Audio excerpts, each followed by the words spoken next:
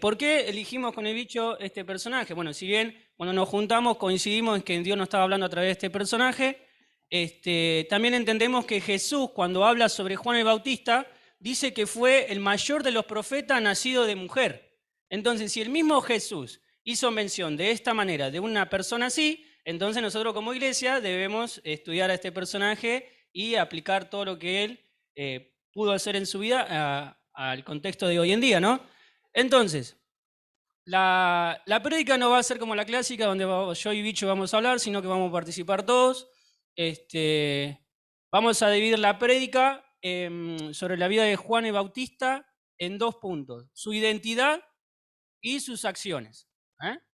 Su identidad lo vamos a dividir también en dos puntos: su identidad según el testimonio de Juan el Bautista y su identidad según el testimonio de Jesús, ¿no? Y después vamos a estudiar sus acciones en cuanto a cómo se desenvolvía él con las personas, con la gente que lo rodeaba, y cómo él se desenvolvía con su mensaje, cuál era el mensaje que él daba. Entonces, antes de arrancar con esto de dividirnos en 4 grupos, no haga preferencia, así que mézclense. Y vamos a repartir ciertas preguntas, una introducción, vamos a entrar en el tema, algunos pasajes para reflexionar. El bicho va a arrancar con una introducción para entrar en contexto, ¿no? En contexto a cómo inició el ministerio Juan el Bautista, sino el contexto sociocultural, político, religioso, lo va a dar los datos el bicho. Así que le damos un fuerte aplauso al bicho, por favor. Muy bien. Bueno, muchas gracias. Para comenzar vamos a leer Lucas 3. Si alguien me acompaña, si lo pueden leer. Los primeros 3 versículos. Sí.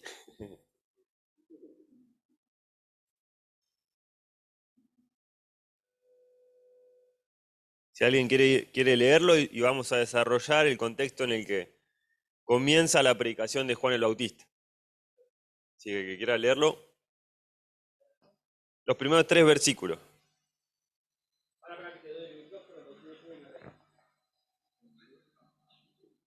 Gracias. Predicación de Juan el Bautista. En el año 15 del imperio de Tiberio César, siendo gobernador de Judea Poncio Pilatos y Herodes, tetrarca de Galilea, y su hermano Felipe, tetrarca de Iturea, y de la provincia de Traconite y Lisanias, tetrarca de Abilinia. Y siendo sumos sacerdotes Anás y Caifás, vino palabra de Dios a Juan, hijo de Zacarías, en el desierto. Y él fue por toda la región contigua al Jordán, predicando el bautismo de arrepentimiento para perdón de pecados. Perfecto, bueno, hasta ahí la lectura. Vamos a ir desarrollando un poco en qué contexto aparece Juan el Bautista, ¿no? Con su predicación. ¿Quién es el primer personaje que se menciona acá en el versículo 1? Tiberio César, ¿no? Bueno, Juan era contemporáneo de Jesús y dice que el emperador era Tiberio César, ¿no? No se trata de atacar a ninguno de los que estaban ahí, pero vamos a desarrollar quién era cada personaje, ¿no? Tiberio César era, bueno, el que estaba en el poder en esa época, ¿no? Y era una persona perversa, ¿no? Que tenía varios problemas morales que, bueno, algunos por ahí son difíciles de mencionarlo, ¿no? Pero es el primero que aparece ahí. El segundo es Poncio Pilato, ¿no? Yo me anoté acá algunas cosas. Poncio Pilato, bueno, sus únicas preocupaciones, ¿no? Como gobernador, era que la paz reine en ese lugar, ¿no? Y que la gente pague sus impuestos. Entonces eran las únicas 2 cosas por las que él quizá estaba preocupado. Y las resolvió de una manera bastante fácil, ¿no? Cuando se armaban revueltas y la gente por ahí hacía algún tipo de protesta, había soldados infiltrados que en algún momento de la protesta sacaban las espadas, ¿no? Y mataban a todos los que estén ahí. Así que de esa manera se aseguraba que, bueno, por alguna semana la paz reinaba, ¿no? En ese lugar. Después, bueno, vemos que también estaban los cobradores de impuestos, ¿no? Que bueno, cobraban los impuestos sin importar si alguien lo podía pagar o no. Muchas veces arrastraron a viudas, a los nenes, ¿no? Sin ningún tipo de problema. Así que vemos el contexto moral en que se desarrolla la predicación de Juan, ¿no? Si nosotros consideramos que hoy tenemos un contexto difícil en cuanto a los que nos gobiernan, en cuanto a los líderes religiosos, vamos a ver que el de Juan no era mucho mejor que el nuestro. Después vemos que eh, Herodes era tetrarca de Galilea, ¿no? Herodes Agripa, o sea, eran los hijos de Herodes el Grande, ¿no?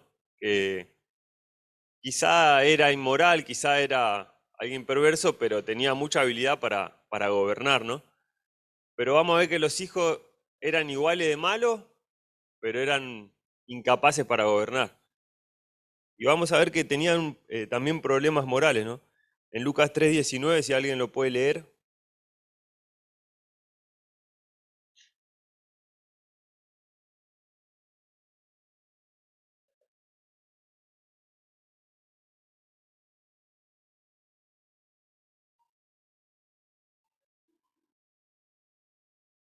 Bueno, vemos que acá Juan está denunciando, ¿no?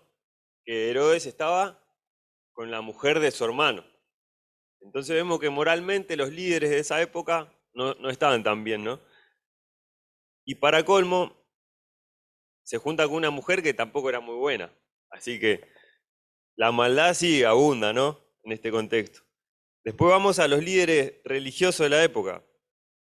Dice que en esa época estaban los sumos sacerdotes, Anás y Caifás. Históricamente siempre Israel tenía un solo sumo sacerdote, ¿no? Y en esta época vemos que tiene dos, que uno es el que gobierna y el otro es como que el que da la cara. ¿Quién recuerda cuando arrestan a Jesús, a dónde lo llevan primero? ¿Quién se acuerda de eso? ¿Al patio de quién?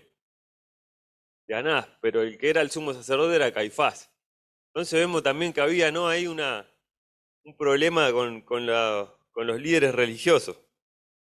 Que bueno, para poner como ejemplo, ¿no? Anás dice que cuando iba por un camino y había mucha gente y no podían pasar, tenía su gente, ¿no? Que salía con bastones y limpiaba el camino, ¿no? Ese era el obrar de los principales religiosos de la época, ¿no? Para poner solamente un ejemplo, y vemos que ellos eran los que dictaban castigo, ¿no? Por medio de la ley. Ellos utilizaban la ley para castigar a los demás, pero después Jesús le dice, ustedes no la cumplen, ¿no? Así que en ese contexto que ahora estamos viendo, va a comenzar la predicación de Juan el Bautista, ¿no? Así Dale. que ahora, si quieren, Perfecto. empezamos a dividirnos en los grupos. Sí, como habíamos dicho, la metodología va a ser esta, nos vamos a dividir en 4 grupos y cada grupo va a estudiar una parte de la vida de Juan el Bautista y después vamos a hacer una apuesta en común todos. ¿Les parece? Dale, mézclense, no hagan preferencias. Lo estoy mirando, ¿eh? Soy como el juego del calamar.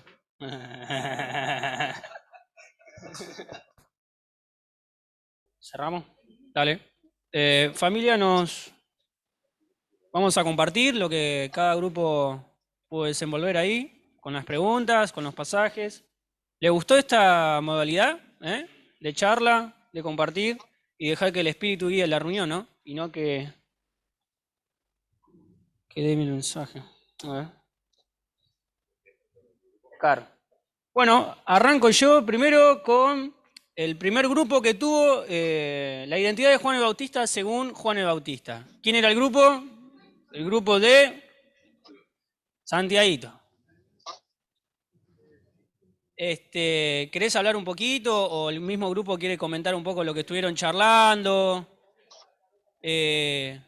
Pobre Santiaguito, pobre. Te doy una mano si querés. Vamos. No, bueno. Las preguntas que tenemos, bueno, responder quién era Juan el Bautista, y nosotros, según los pasajes que leímos, era como un antecesor, era como alguien que estaba preparando el camino, ¿no? Salió también la palabra. ¿Qué era la palabra? El tiempo que estuvo él en el desierto, el Espíritu Santo trabajó en él y él sabía quién era él y cuál era su misión, ¿cierto? Eso lo llevó finalmente a su ministerio y a ir contra viento y marea con lo que él sabía y lo que tenía que hacer. Es increíble porque a veces nosotros en la vida actual y personal dudamos de llevar el evangelio o de hablarle a ciertas personas y a veces clasificamos si puedo hablar con este o no, pero no, él iba de frente y decía lo que realmente tenía que hacer. Él estaba para preparar el camino del que venía. Tal cual. Perfecto, buenísimo. Como sabía quién era, Sí. sabía qué hacer.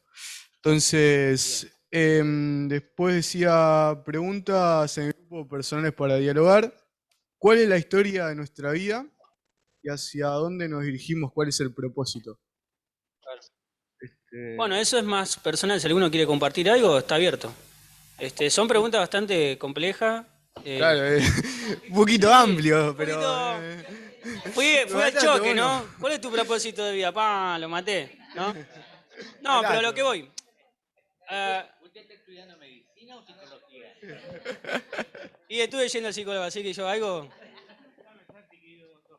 Perfecto.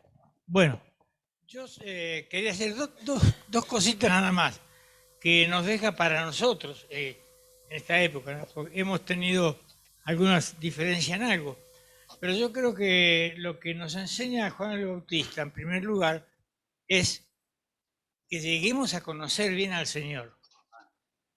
Conociendo bien a Él, el propósito, Dios nos va a dar de acuerdo a nuestra intimidad con Él, para saber qué propósito. En cuanto a la categoría de que Él no era digno de atarle las correas a su calzado, creo que nos enseña, nos da un ejemplo maravilloso de la humildad. Que yo haya conocido a Cristo a los 19 años no me hace superior a Fernando o a alguien mayor o menor que lo haya conocido cuando tenía 30. Y no puede conocer el propósito de su vida total si Dios no le muestra a partir de ahí. Dios tiene un propósito desde la fundación del mundo, pero nosotros lo comenzamos a entender cuando conocemos a Cristo. Antes no podemos. Así que lo que aprendería es esto, conocer más al Señor, reconocer quiénes somos a través de la humildad, no sentirnos superiores al otro. Bueno, y una vez que conocemos todo esto, ponerlo por obra. Nada más. Buenísimo, Oscar. Es por ahí, porque fue una pregunta bastante tramposa mía para ver, a ver, por ahí alguno sabía cuál es su propósito de vida y bueno, yo quería escuchar eso, pero bueno, se ve que todos andamos en eso, ¿no? Una vez escuché, como le decía a los chicos en un devocional de la pausa en tu vida, camino se hace al andar, se hace camino, ¿no? Pero mientras tanto yo sigo avanzando. Sé que tengo una dirección que es cada día ser más parecido a Cristo. Y en esas cualidades yo me voy desenvolviendo en mi entorno, a través de mis dones, a través de mis frutos, y así voy cumpliendo ciertas obras en mi vida y voy cumpliendo el propósito en la soberanía de Dios en este mundo. Pero bueno, es un desafío y está bueno. Y sabemos que Juan el Bautista era muy determinado. Saber quién soy yo en Cristo me ayuda a saber para dónde ir. Entonces Juan el Bautista era determinado y sabía, yo soy el que clama en el desierto, yo soy el prometido por Isaías, yo soy el amigo del esposo, yo soy, y el chabón iba. Así que bueno, perfecto. Ahora vas vos, bicho. Para sumar otro, por ahí a lo que decía acerca de la humildad que tenía Juan el Bautista, ¿no? En un momento se le acercan los fariseos y le preguntan, ¿quién sos? ¿Sos el Cristo? ¿Sos Elías? ¿Sos un profeta? Y él se niega y ni siquiera se asume como profeta, ¿no? Siendo que él tenía la revelación de quién iba a venir, iba a transformar la historia, ¿no? Así que bueno, en nuestro grupo no sé quién quiere hablar. Igual podemos pasar ese micrófono. En Mateo 11, del 7 al 15... Dafne. Nah, sí vergüenza, pero si nos conocemos todos, son todos tíos, hermanos. ¿Cuál era el primero de qué? Bueno, Mateo 11, del 7 al 15, Jesús define a Juan, ¿no? Y va marcando algunas características de él. Y bueno, la idea del grupo era poner en nuestras palabras, ¿no? Cómo Jesús nos define a Juan. Bueno, hago la primera y Dafne hace la segunda. Dale. Pusimos igual. Bueno, igual Jesús habla un montón sobre Juan, dice un montón de cosas. Igual ayúdenme porque no me acuerdo todas, pero dice como que no era una persona que, claro, no era una persona débil, no era una persona que se doblaba como una caña en el viento. Dice que era una persona muy firme, muy fuerte, seguramente por esto que hablábamos recién de que sabía quién era, ¿no? Entonces él se plantaba con fuerza, Juan era un profeta que se plantaba con fuerza. Después dice que era una persona violenta, dice que los violentos arrebatan el reino. Y era una persona contracultural totalmente, porque él vivía de una manera muy diferente al resto, vivía en cuevas, en el desierto, ¿no? Y Jesús como que todo el tiempo lo exalta, Juan. Dice que es el mayor de los profetas, pero también dice que en el reino del cielo nadie es menor que él, digamos, que hay una igualdad en el reino, como que Juan era igual al resto, aunque era un profeta enviado por Dios. Y también dice que es su mensajero, eso es re lindo. Dice, Juan es mi mensajero, dice Jesús. Eso es lindo. Y pensábamos, qué lindo que Jesús pueda decir lo mismo de nosotros, que somos sus mensajeros. Después, ¿qué más decía?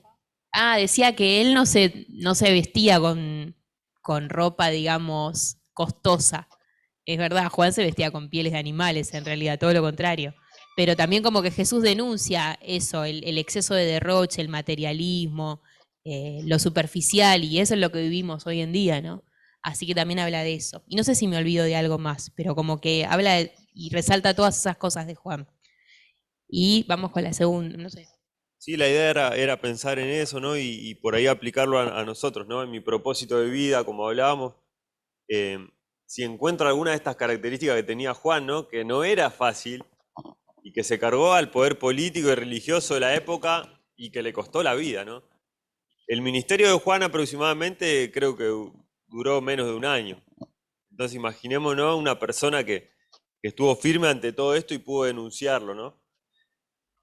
Y después también vamos a ver que él tuvo encuentro con los fariseos, después con un recaudador de impuestos y después con un soldado.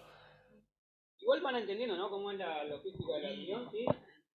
Eso lo querés compartir Sí. vos.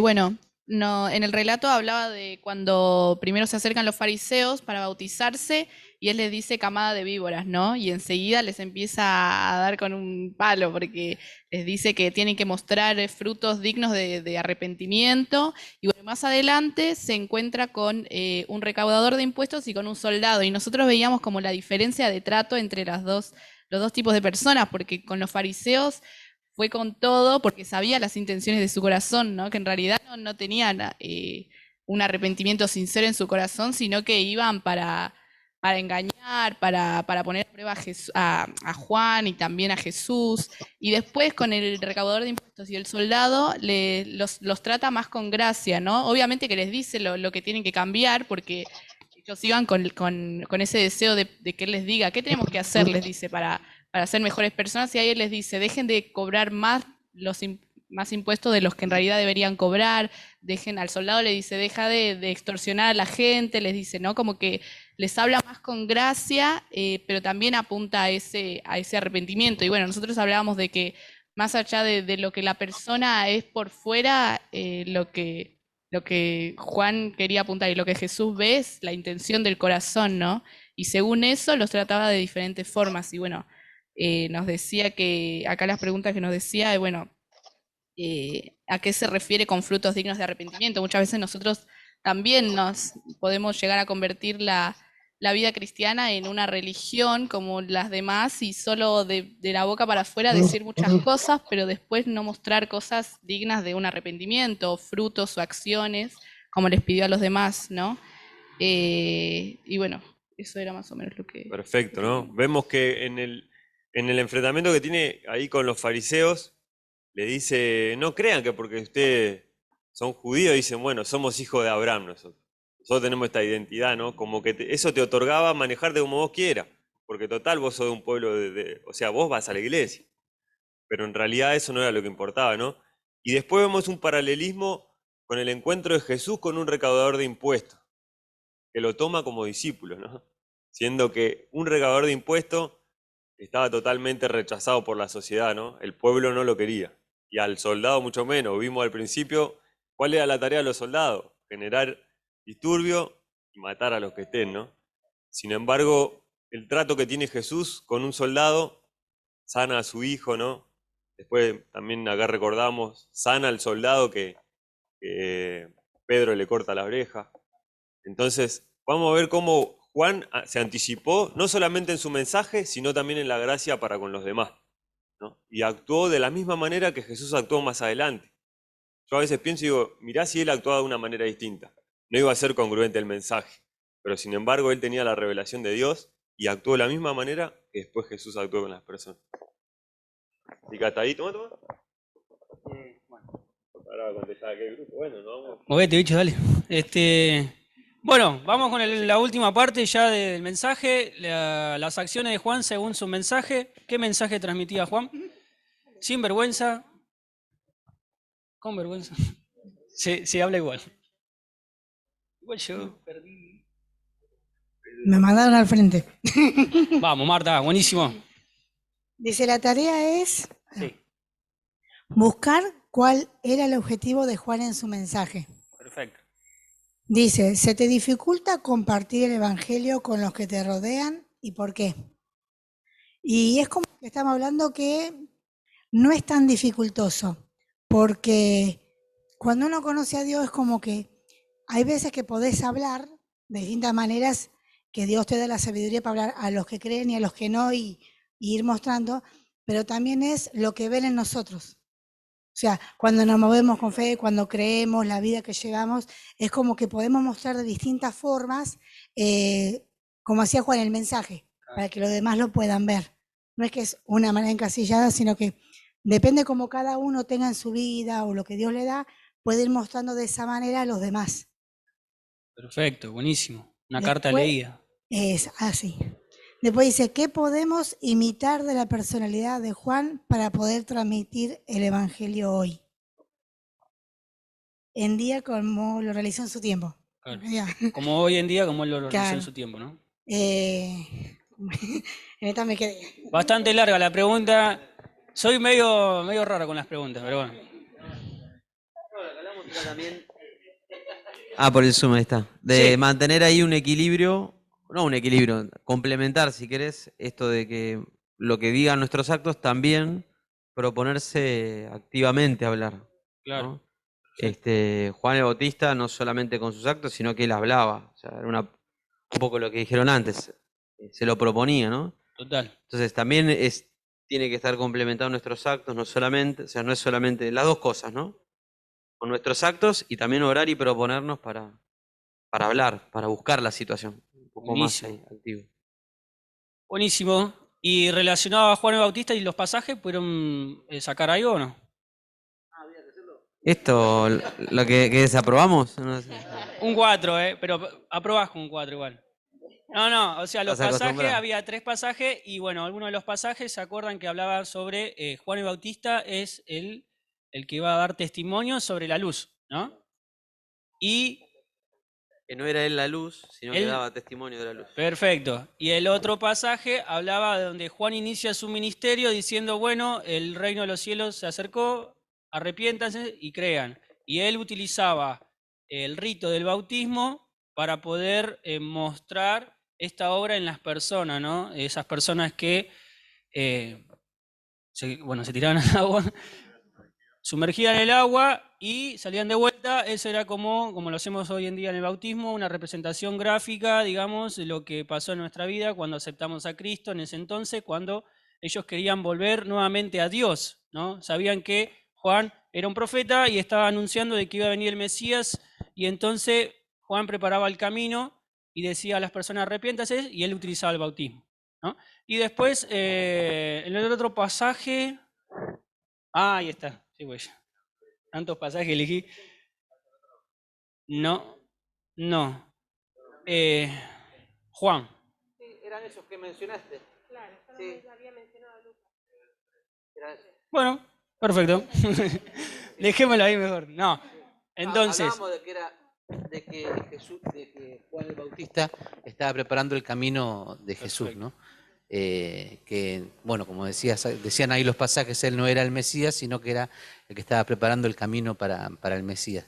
Y eso también lo relacionábamos con esto de predicar, ¿viste? Que a veces preparar el camino para la llegada del Evangelio es en las relaciones con las personas, cómo nos ven, cómo nos manejamos en momentos de dificultad, decía Marta, ¿no? Cómo podemos reaccionar frente a situaciones difíciles, y que después venía la pregunta del otro lado, ¿cómo haces cómo hiciste con esto? Y que ahí aparecía el mensaje, ¿no? claro. Que nosotros, hablábamos de esto de cartas leídas, también salió ese versículo, ¿no? Nosotros somos un testimonio, si queremos, con nuestra vida, de lo que genera Cristo en la vida, ¿no? Entonces las otras personas nos ven, es como que también se prepara el camino para la llegada del Evangelio, ¿no? Eso pensábamos un poquito también. Buenísimo, Cristian. Dale, genial. Entonces, para ya cerrar con la enseñanza de hoy aprendimos los 4 aspectos de Juan el Bautista y que realmente es un desafío como iglesia y personalmente cada uno, ¿no? Esto de aplicar todo lo que hoy aprendimos en nuestras vidas. Ser una persona que sé quién soy en Cristo y hacia dónde voy y qué hago con eso, ¿no? Si bien, como ustedes saben, todos tenemos dones, frutos, y lo tenemos que aplicar en nuestra vida diaria. Pero sobre todas las cosas tenemos que volver al inicio del Evangelio.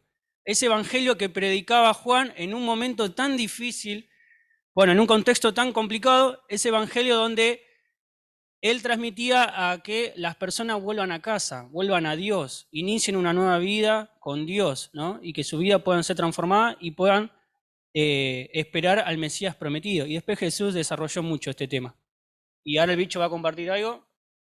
Sí, para poder cerrar, creo que si uno, hasta mismo acá adentro, si le preguntamos a cada uno de ustedes cuál es el mensaje de Jesús, creo que todos vamos a diferir, ¿no? Cada uno por ahí tiene su punto de vista y mucho más afuera.